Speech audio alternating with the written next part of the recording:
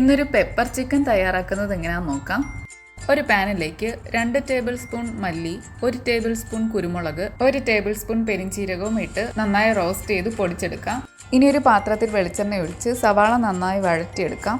1 table spoon ഇഞ്ചി വെളുത്തുള്ളി paste, 2 പച്ചമുളകും ചേർത്തിളക്കി 1 തക്കാളിയും ചേർത്ത് നന്നായി വഴറ്റി കഴിഞ്ഞാൽ നേരത്തെ പൊടിച്ചു വെച്ച മസാല നമുക്ക് ചേർത്ത് കൊടുക്കാം. അതിൻ്റെ കൂടെ തന്നെ 1/4 ടീസ്പൂൺ മഞ്ഞൾപ്പൊടിയും കൂടി ചേർത്ത് നന്നായിട്ടൊന്ന് മിക്സ് ചെയ്തെടുക്കുക. ഇനി ഇതിലേക്ക് ചിക്കൻ ചേർത്ത് കൊടുത്ത് നന്നായിട്ട് മിക്സ് ചെയ്തെടുക്കണം. ഈ സമയത്ത് ആവശ്യത്തിനുള്ള ഉപ്പും കൂടി ചേർത്ത് കൊടുക്കുക. നന്നായി മിക്സ് ആക്കിയതിന് ശേഷം നല്ല ചൂടുവെള്ളം ഒഴിച്ച് അടച്ചു വെച്ച് കുക്ക് ചെയ്യുക. ഇനി നമുക്ക് തുറന്ന് നോക്കാം. ചിക്കനൊക്കെ കുക്കായി വന്നിട്ടുണ്ട്. ഇനി ഇതിലേക്ക് 1/2 ടീസ്പൂൺ ഗരം മസാല ചേർത്ത് കൊടുത്ത് നന്നായി മിക്സ് ചെയ്ത് ഗ്രേവി വറ്റിച്ചെടുത്താൽ നമ്മുടെ പെപ്പർ ചിക്കൻ റെഡി. എല്ലാവരും ഒന്ന് ട്രൈ ചെയ്ത് നോക്കി അഭിപ്രായം അറിയിക്കണേ. താങ്ക്